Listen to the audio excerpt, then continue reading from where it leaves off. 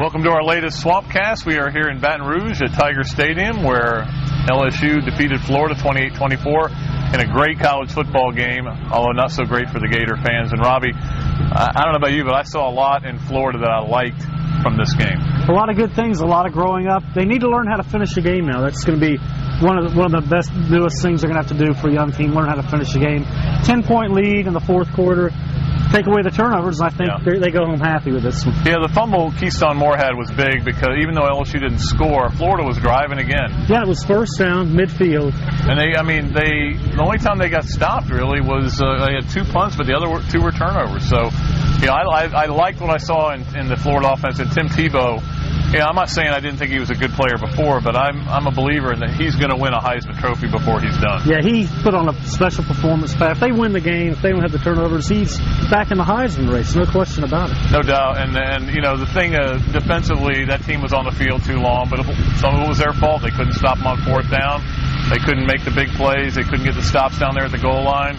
And, again, this is a defense. I liked a lot of what I saw. I thought Brandon Spikes was just a beast today. I thought Jermaine Cunningham, too. He had 15 tackles passed. He's running all over the field.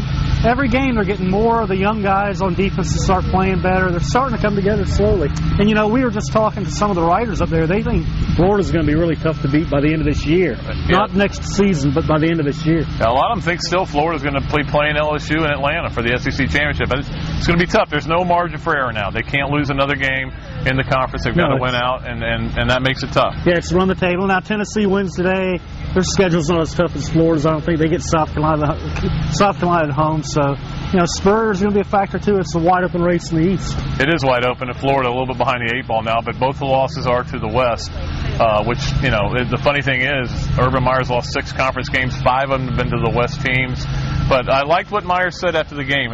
2 years ago here, he was emotional. He was upset. He was overcome by all the emotion. It was a low point, a real low point. And this year, it was different. He was emotional, but he was feisty. And he basically said, I'm guaranteeing Florida's going to be back. I don't know when, but Florida's going to be back smoking.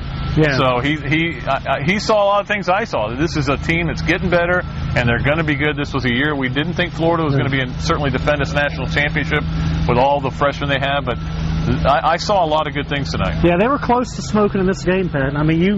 If they don't turn the ball over there in the third quarter, late in the third quarter, 10 seconds to go, Moore's fumble. If they take that down and score a touchdown, who knows? People are talking about Florida again in the national championship race. Yeah, they just didn't have an answer for Jacob Hester. He's really a pretty amazing guy. Yeah, he's a tough runner. Gets the most out of every play. But I really like the way they played defensively for the most part. They said too many long drives, too many 8-minute drives. That really hurt to let them take the 8 minutes off for that winning drive just killed them. And maybe they should have called a timeout there and maybe saved a minute or two and had a real chance to get down the field. And they even got past midfield, though, which, they had a chance. They had a ball in the end zone, jump ball in the end zone. So.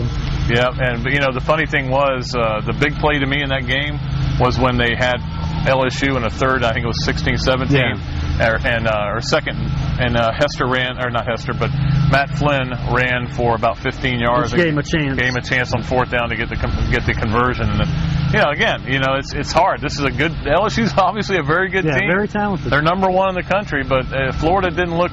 There was no talent gap there, I didn't think. And what we were surprised though that Florida fell for the fake field goal. Yeah. Because the fake field goal against South Carolina has been played over and over and over. And it was a situation that looked maybe a fake's coming.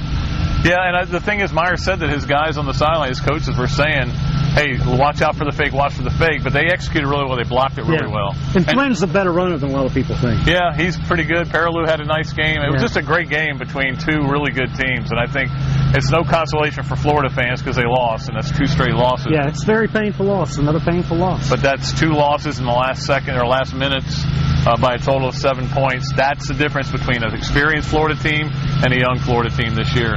And they're going to get better. They're going to continue to get better. And an open date for the Gators, which I think comes at a good time for them and probably a good time for us, too. Yeah, you have 2 emotional games like this. They're probably drained right now. They need a break. Oh, yeah. You got to be. But that's going to do it. Let's see if we can get this guy to come over here with his motor running here. Just a little bit louder. Yeah, there he is. Yeah. I don't know what he's doing, but he's doing something. I have no idea what he's doing. He's blow drying the field. Yeah, it's I think, well, it's right now it's about 2 in the morning here. We think we're going to get back to our hotel about 5 in the morning. You should see the gridlock out there. Yeah, it's pretty bad. It's unbelievable. But they said there were more cars here than there have ever been on the campus of Louisiana State University, which is, I guess that's significant. Yeah. For some reason, they thought it was significant. School record, yeah. But he was guessing. Yeah. Like Brandon said, what if they carpooled a lot in this That's right. You don't know. So. That's going to do it for our Swampcast. We'll join you in a couple of weeks. We'll preview the Kentucky game, of course. Until then, from Baton Rouge, Robbie Andrew, Pat Dooley saying so long.